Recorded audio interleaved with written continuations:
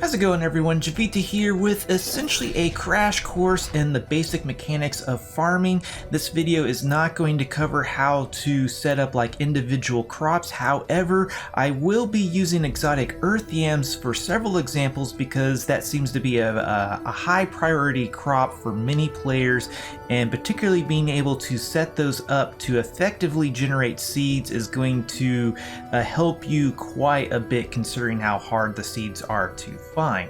But as far as setting up individual crops, I think I will do like a series of videos for each maybe category of crop later on. But anyway, let's get down to business here.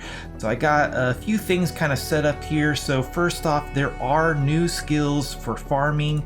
They're pretty straightforward. You can almost think of them like crafting skills. So right here under the crafting section in the skill tree, there is now a crop sower skill. However, for the basic crops, just like the basic crafting recipes, you don't necessarily need the skill, and having extra skill for crop sowing or farming really doesn't help you. The one that you do want to prioritize getting first if you're interested in farming is the actual farming epic, and that is down below, yeah, right here under epic 2. And the reason why you want to go for this one first is not only does it give you 2 levels in crop sowing, so it's going to help you plant those higher level crops a little bit easier, but it also gives you a plus 20% chance to crop yield and doubles the effectiveness of fertilizers. Now, fertilizers to me are kind of like icing on the cake. They're not really necessary. All the fertilizers do is make the crops grow faster, which can be very helpful for getting those exotic earth yams to multiply. However, most of the crops, just plant them, go to bed, wake up in the morning, then you have a fully ripe crop, depending on what level of crop it is. But that extra crop yield can come in quite handy. So that is really all there is to farming skills. Now, you could set up a skill page fully dedicated to farming. You'll definitely want to pick up the durability drain epic if you're going to be using those fertilizers, since the fertilizers are a little bit tricky to craft just because you need the new fluids from the exo worlds. Not to mention the hand tillers are fairly low on durability. But beyond that, as far as skills for a farmer, control makes sense, dexterity for action speed, being able to place those seeds and use that tiller as quickly as possible, a little bit of agility to be able to move quickly, but not really that necessary.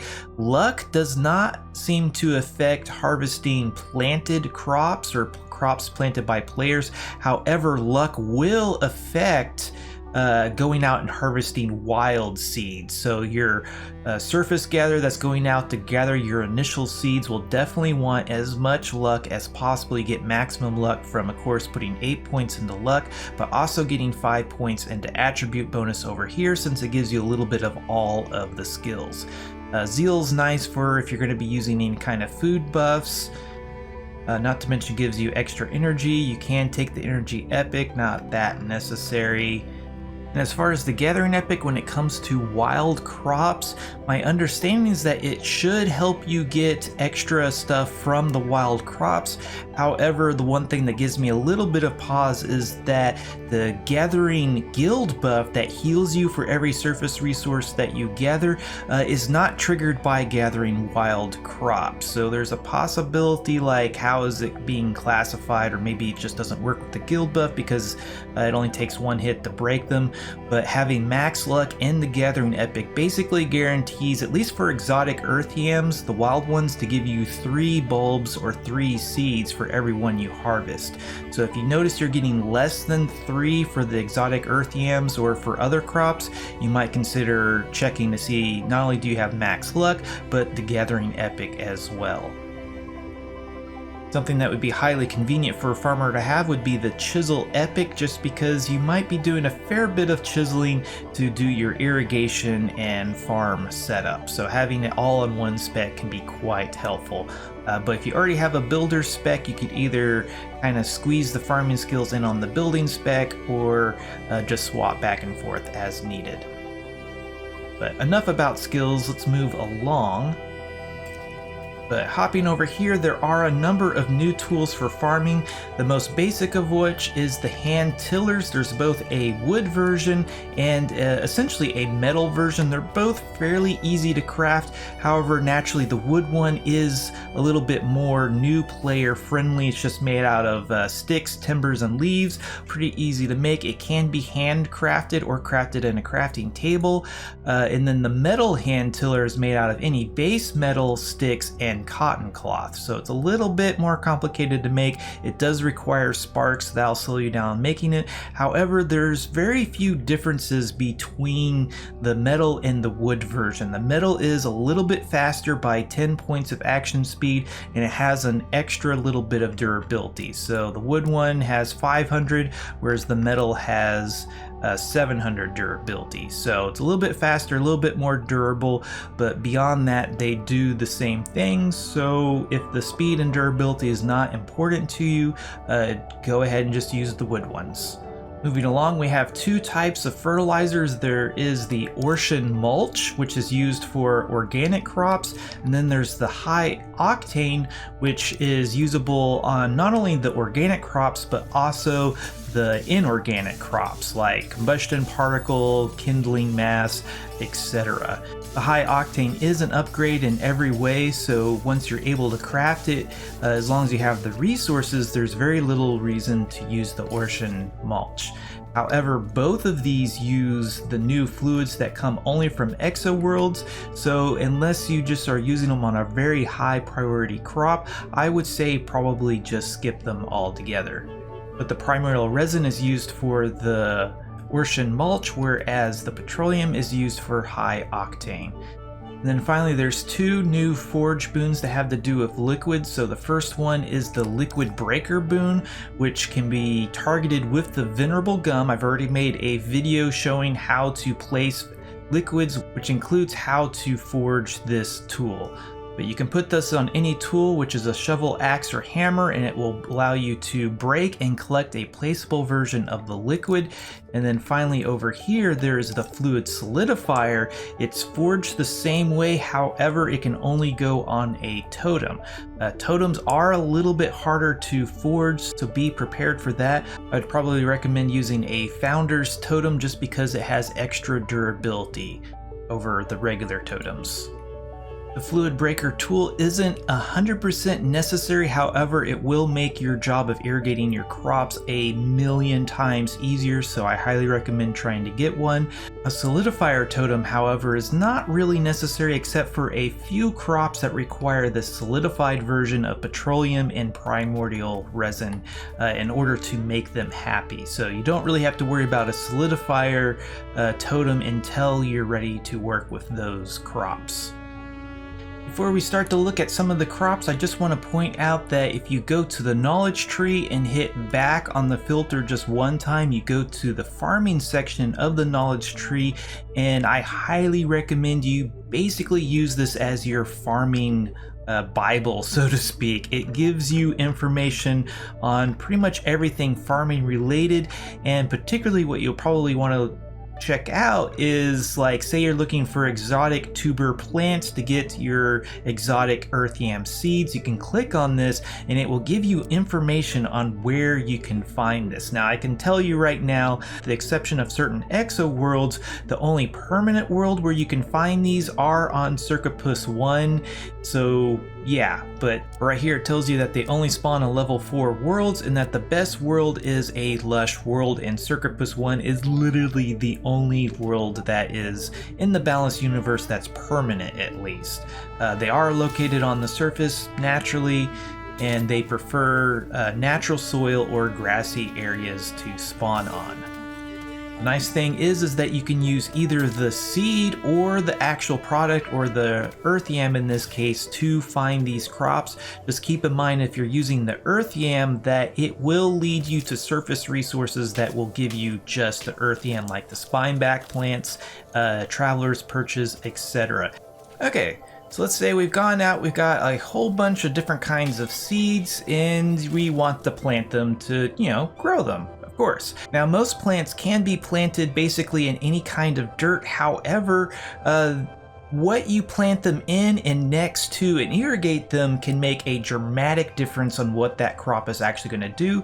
So yeah, just take the seed and right click on it and open up the details, and it will tell you exactly what this plant likes and dislikes. Pretty much all crops can be optimized to either produce the crop or the end product, and in this case exotic earth yams, or you can prioritize them to make or at least try to maintain as many seeds as possible. But let's take a look at this.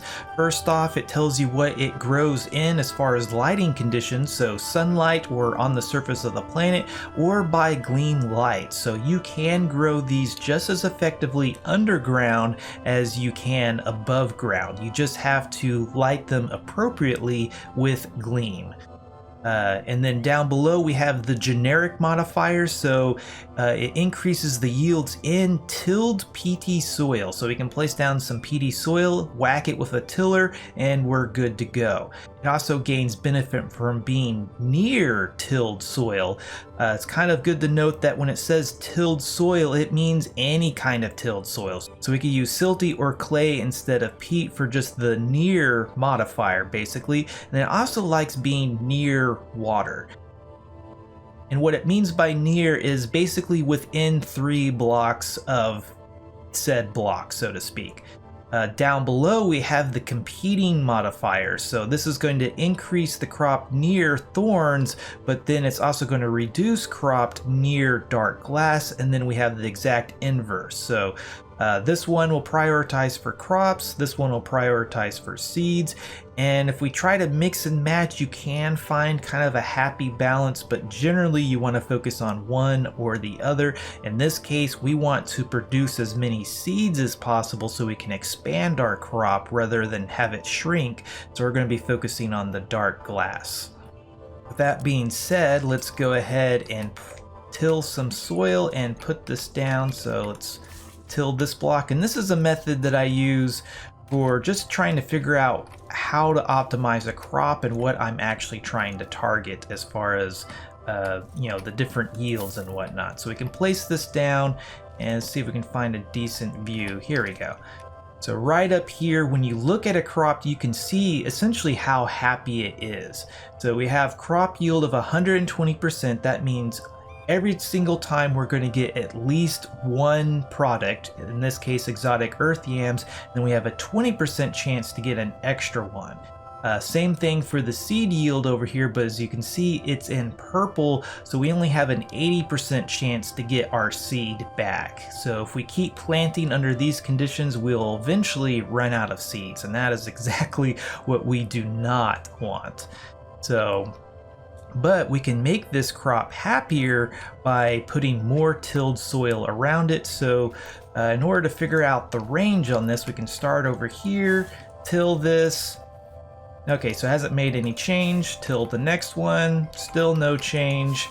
Till the next one, there we go. So now we're up to 81% and 121%. So as you can see, if it's within 3 blocks of the crop, it'll make it happier, at least as far as tilled soil. So I kind of already have this little cheat sheet set up here. So whatever it likes to be sown in or planted in, it will gain benefit up to 8 blocks of that soil, or just tilled soil in general, but it has to be within 3 meters. Then there's the helper block, that's going to be our dark glass, and it only gains benefit up to 4 blocks being within 3 meters of it. And then same thing for the liquid, which is going to be water in this case, 3 meter range up to 4 blocks, or 4 blocks containing water, since flowing water irrigates just as well as a source block of water. So fast forward a bit, we have our 8 pieces of tilled soil around this crop, so it's getting the maximum benefit from the tilled soil. Now we need to figure out the water distance. So come over here, I got the source block of water, and just kind of remove some of this soil until we start noticing a difference.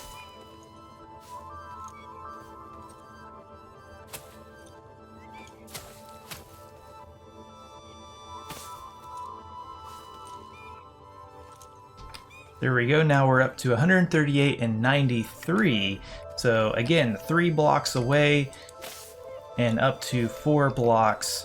And see right there, we have 100% seed yield with 168 crop yield. So that is actually quite nice. So we can just plant under essentially these conditions and never run out of seeds. However, we do want to expand our supply of seeds. So let's grab some dark glass and see about boosting that seed yield above 100%.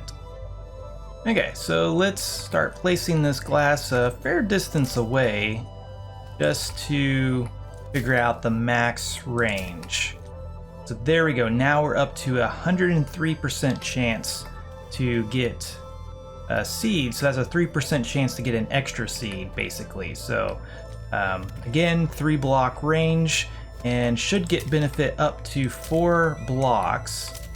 And there we go. Once you see that green number, that is essentially the maximum for that value. But as you can see, since we're using the dark glass, that reduces our crop yield, so we only have a 48% chance to get the actual product of the crop, which would be exotic earth yams. However, I mean, what we're really after are those seeds. Once we get enough seeds, we can plant them in a better optimized condition to either produce a lot of crop at the detriment of our seeds, or to strike a balance and have maybe no seed loss but a slightly lower crop yield. But now that we know essentially all of this information, we can kind of come up with what would be an efficient way to plant these crops.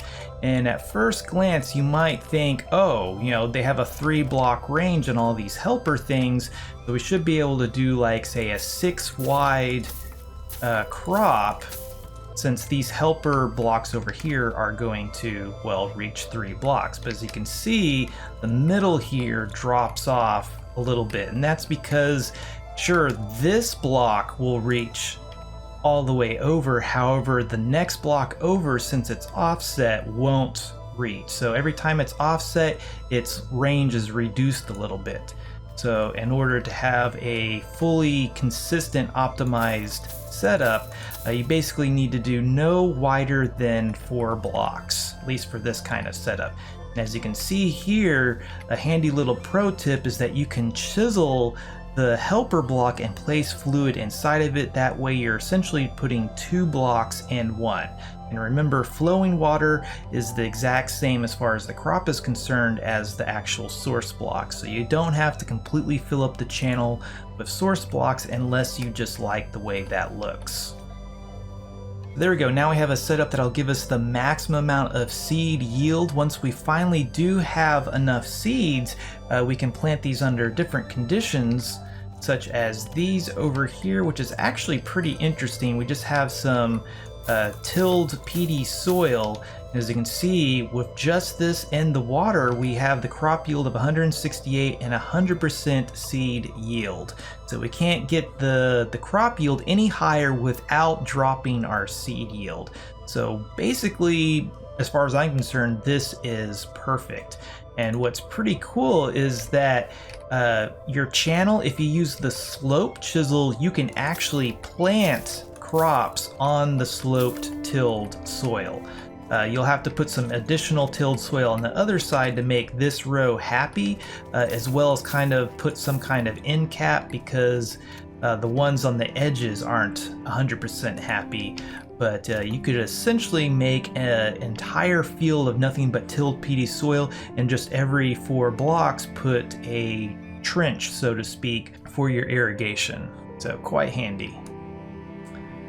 Another pro tip when it comes to chiseling, planting, and irrigation is that even the inorganic crops, if you plant them on a sloped chiseled block, you can then fill in the sloped part with lava to irrigate it, and yeah, it doesn't burn up the crop and you're saving on space. Not to mention, if you use a precise sloped chisel and do just one corner, as you can see, I cannot fall into this lava. So it's perfectly safe to walk on, and saves you a little bit of space as well. So very nice. And an alternative setup for prioritizing seeds is this kind of distributive well type system. I'm not a huge fan of this. However, if you're going to fill maybe this entire room with such a setup, this might be slightly better as far as space is concerned.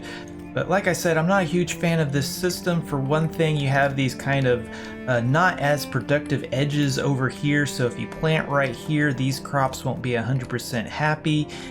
So you either have to kind of keep placing, and I don't know, it's not as neat and tidy as the other one, but certainly there's any number of ways to set up these crops. So don't just blindly follow what I have set up, because there might be an even better setup just waiting to be discovered.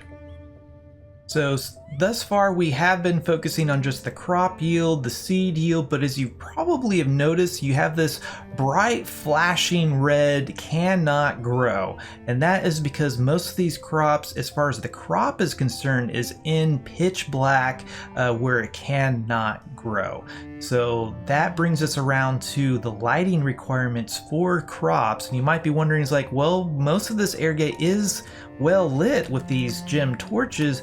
However, as we mentioned earlier, you need gleam light in order to grow these crops. So we can come over here.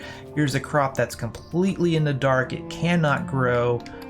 Put my flashlight away and you can see it's quite dark. But come over here, this is perfectly lit up, but still can't grow because it's being lit by a gem torch.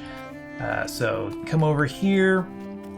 And here we have a gleam lantern, and we finally see that this crop will grow. It gives you a time of 1 day and 21 hours. That is the shortest amount of time, or rather the shortest expected time. And that is something that I cannot stress, is because every day there's a chance for the crop to advance to the next growth stage. However, there's a little bit of RNG involved. So like these exotic earth yams, it says it ripens in 9 hours. That's just kind of an average. Some crops will ripen a lot faster than 9 hours. Some crops might take quite a bit more than 9 hours to ripen. But it's also good to note that not all gleam is created equal. Different colors have different brightness levels. So if we come over here and look at this black piece of gleam, you'd be forgiven for mistaking it for dark glass or something, because it puts off almost no light whatsoever. And you can see that this crop will take a full 3 days, 14 hours to grow, even though it's right next to this piece of gleam. As far as I can tell, white is the best color to use. However, if you have like maybe bright or even luminous shades of gleam, those might be just as effective as the white. But beyond the color, there's also the quality. So right here we have a regular piece of white gleam, and you can see at 5 meters we get the maximum effect of the growth.